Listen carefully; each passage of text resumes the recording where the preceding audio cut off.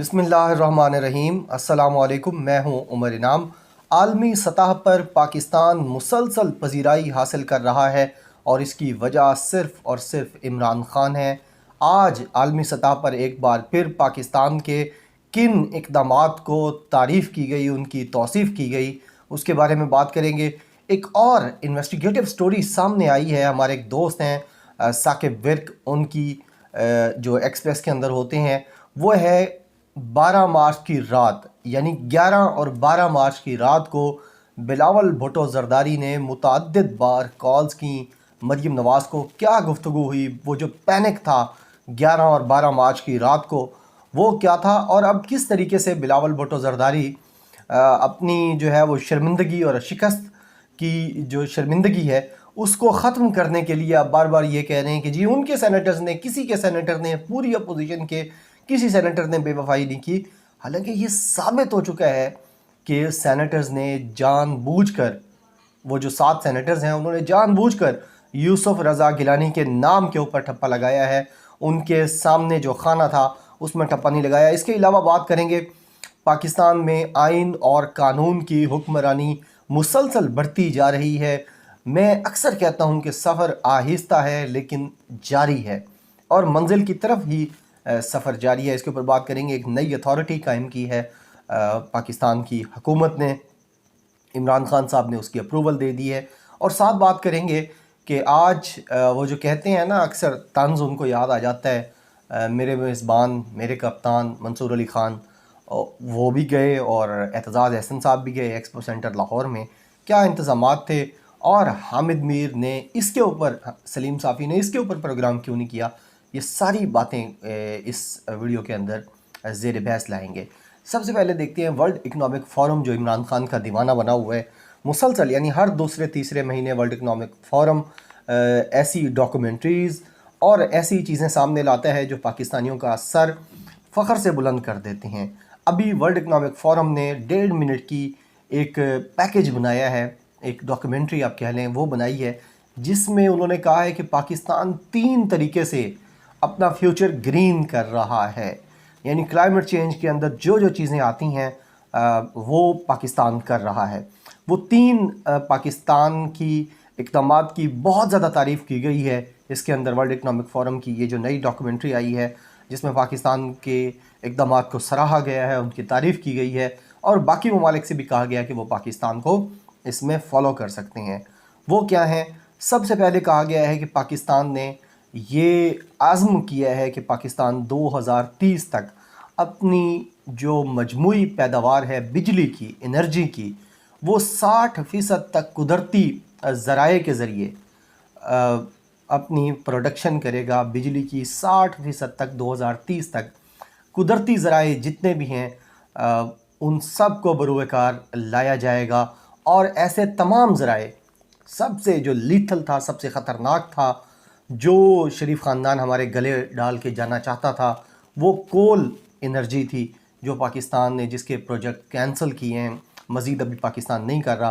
पाकिस्तान ने ये अज़्म किया हुआ है कि पाकिस्तान 2030 तक अपनी मजमूई पैदावार का 60% पैदा करना शुरू कर देगा कुदरती ज़राए के ज़रिए।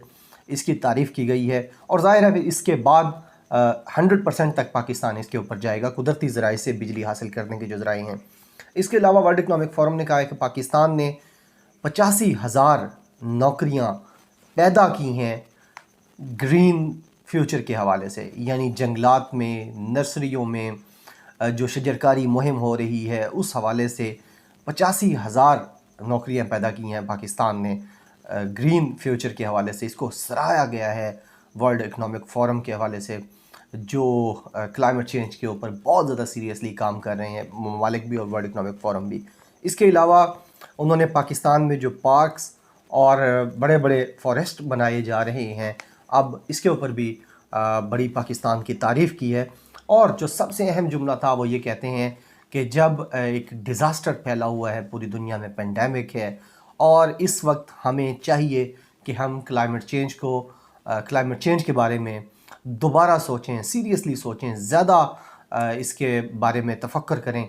उस वक्त पाकिस्तान इसके ऊपर काम कर रहा है और आखिर में वर्ल्ड इकनॉमिक फोरम ने पूछा कि पाकिस्तान ने तो ये 3 अच्छी चीज़ें की हैं, आपके ममालिक ने क्या किया है।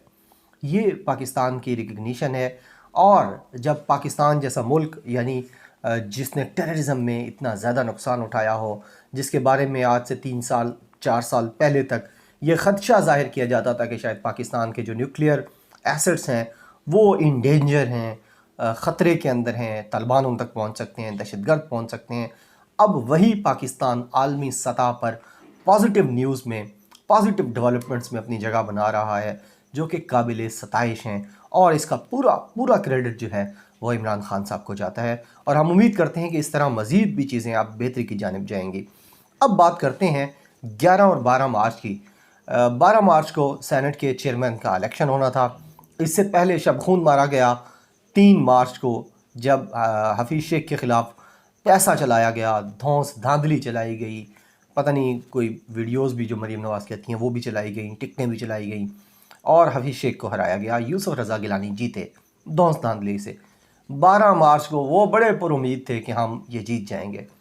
साकिब विर्क साहब जो बहुत ज़बरदस्त नौजवान रिपोर्टर हैं, एक्सप्रेस चैनल के लिए भी और एक्सप्रेस अखबार के लिए भी रिपोर्टिंग करते हैं, उन्होंने ये इन्वेस्टिगेटिव स्टोरी की है कि 11 और 12 मार्च की रात को शाम से लेकर रात तक और रात से लेकर सुबह तक बिलावल भुट्टो जरदारी ने बार बार मरीम नवाज़ को कॉल की और कहा कि हमारे 5 से 7 सेनेटर्स इधर उधर हो रहे हैं, वो हमें वोट नहीं डालना चाहते, वो यूसुफ रज़ा गिलानी को वोट नहीं डालना चाहते, वो हमारी बात नहीं मान रहे, कुछ आपके हैं कुछ हमारे हैं, आप उनसे बात करें।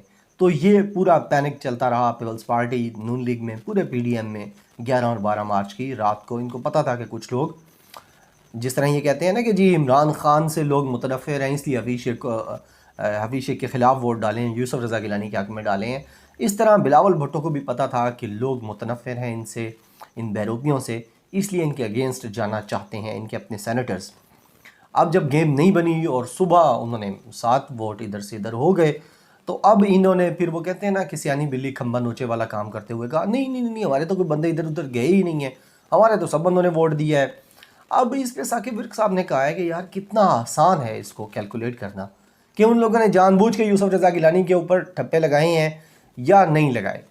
और वो साबित कर देता है कि मिर्ज़ा मोहम्मद आफरीदी जो है, जो डिप्टी चेयरमैन के लिए इलेक्शन लड़ रहे थे, अगर आप कहते हैं कि नहीं जी उधर आपसे गलती हो गई थी और 42 वोट लिए यूसुफ रज़ा गिलानी ने और 48 वोट लिए सादिक संजरानी ने, तो फिर जब 54 वोट मिर्ज़ा आफरीदी ने लिए वो कैसे ले लिए? यानी वहाँ जो हुकूमत के पास तो 48-49 थे, आगे जो ऊपर 7 वोट गए हैं वो कैसे चले गए फिर? यानी उधर तो कोई भी रिजेक्ट नहीं हुआ, वही आपके बंदे जो इधर यूसुफ रज़ा गिलानी के ऊपर लगा रहे थे बड़े, वो शायद उनको पता नहीं था, उनको फिर खुद ब खुद पता चल गया। हालांकि अनाउंसमेंट दोबारा नहीं हुई, एक ही दफ़ा हुई थी चेयरमैन और डिप्टी चेयरमैन से पहले। उन्होंने चेयरमैन को गलत डाला वोट और डिप्टी चेयरमैन को सही डाला। तो ये सारी ड्रामेबाजी साकिब विर्क साहब के मुताबिक हो रही है और सिर्फ इस वजह से हो रही है कि जब ये लोग कहीं ट्राइब्यूनल में या अदालतों के दरवाजे खटखटाएं, जो कि अभी तक कानूनन ये नहीं खटखटा सकते, तो वहाँ पर एटलीस्ट ये इनका केस इंतहाई कमज़ोर कर देगा अगर ये कहें कि जनाबे वाला साढ़े ते बंदे भज गए सी। अब ये केस ये बिल्ड करना चाहते हैं कि जनाबे वाला हमारे बंदों से गलती हो गई है जिसका खमियाजा यूसुफ रज़ा गिलानी को नहीं भुगतना चाहिए। इनको पता है कि इनसे हाथ हो गया है, जहाँ इन्होंने हाथ जो 3 मार्च को किया था वही इनके साथ 12 मार्च को हुआ है। अब ये सिर्फ आएँ बाएँ शाएँ कर रही हैं। साकिब विर्क के मुताबिक इसमें अब कोई ज़्यादा जो है ना इनके लिए चांसेस नहीं है और इनको 11 और 12 मार्च की रात ही पता चल गया था कि ये हमारे साथ होने लगा है और अगले दिन वो इनके साथ हुआ। और सुबह सुबह जो इन्होंने ड्रामे किया, पूरे फिल्म चलाई, ड्रामा नहीं फिल्म चलाया बल्कि सीज़न चलाया नेटफ्लिक्स का, वो कैमरों के ऊपर वो जो 2 फिर रहे थे हीरोज़, वहाँ पे हीरोज़ कहना चाहिए या वो जो विलन्स थे, वो खोकर साहब और मुसद्दिक साहब। तो ये सारी फिल्म चलाई गई क्योंकि वो जो रात को इनको पता था कि होना है हमारे साथ और 12 मार्च को वो इनके साथ हो भी रहा था, तो उससे तवज्जो हटाने के लिए, अपनी शिकस्त की शिद्दत कम करने के लिए इन्होंने ये वो सारा ड्रामा रचाया था। अब बात करते हैं जो पाकिस्तान में मैं अक्सर कहता हूँ कि हम कानून की हुक्मरानी की तरफ बढ़ रहे हैं। आज आपने देखा होगा सेनेटर फैसल जावेद ख़ान का चालान हुआ, सीट बेल्ट नहीं बांधा हुआ था। सेंटोरस के बिल्कुल सामने इस्लामाबाद की मेन शाहराह पर, पार्लियामेंट और ऐवान सदर के बिल्कुल जो सामने शाहराह है, वहाँ वो खड़े हुए थे। जो उनकी तस्वीर आई है हमारे दोस्त अब्दुल कादिर ने लगाई है, और उसके ऊपर फिर सेनेटर फैसल जावेद ने इसको वेरीफाई भी किया है कि उन्होंने सीट बेल्ट नहीं बांधी हुई थी और उनको जुर्माना हुआ, उन्होंने जुर्माना पे किया। ये तो एक मिसाल है। दूसरी मिसाल क्या है, पाकिस्तान के वज़ीर आज़म ने एक ड्रोन अथॉरिटी कायम करने की भी अब इजाज़त दे दी है कि पाकिस्तान की जो स्पेस है उसको किस तरीके से मैनेज किया जाएगा। जो ड्रोन्स आजकल बहुत ज़्यादा आ गए हैं, यानी हर प्रोडक्शन हाउस के पास भी ड्रोन है, न्यूज़ वाले भी लेके घूम रहे हैं, हम यूट्यूबर्स भी लेके घूम रहे हैं, जबकि उसका कोई लॉ अभी तक रियासत में नहीं था कि आप कहाँ उड़ा सकते हैं, कहाँ नहीं उड़ा सकते। कहीं किसी ने खुद पाबंदी लगाई हुई है, किसी डीसी ने, एसी ने, तो ठीक है, नहीं तो नहीं चल रहा था। तो उस हवाले से भी उसको रेगुलराइज करने के लिए, उसको कानून और आइन के मुताबिक बनाने के लिए भी एक अथॉरिटी कायम करने की मंजूरी वज़ीर आज़म इमरान खान साहब ने दे दी है। और ये कदम है एक मुस्तहकम और कानून की हुक्मरानी वाले मुल्क पाकिस्तान के लिए। आखिर में आपको बताता हूँ कि एक्सपो सेंटर लाहौर, जिसको पिछले साल एक बड़े हस्पताल के तौर पे भी मुतारफ़ कराया गया था, फौरी तौर पर यह अस्पताल बनाया गया था कोरोना पेशेंट्स के लिए, बड़ा अच्छा काम चलता रहा। और अब यास्मीन राशिद, फैसल सुल्तान, इनकी बेहतरीन काविशों से ये जो एक्सपो सेंटर के अंदर बनाई है इन्होंने फैसिलिटी, जो अबव 60 हमारे सिटीज़न्स हैं उनको कोरोना की वैक्सीनेशन जो लगा रहे हैं, तो उस हवाले से गए हुए थे एतजाज़ अहसन साहब। उनका वीडियो पैगाम भी हमें देखने को मिला, बड़ा अच्छा लगा कि जब आपके मुखालिफ भी, आपके सियासी मुखालिफ भी आपकी तारीफ़ करने पर मजबूर हो जाएं तो इट मीन्स के काम अच्छा हुआ है। इसके अलावा मरीम नवाज़ के वफ़ादार, मरीम नवाज़ के नमक हलाल सहाफ़ी मंसूर अली ख़ान ने भी तारीफ़ की है इस पूरी फैसिलिटी की, तो हुकूमत की शाबाशी बनती है।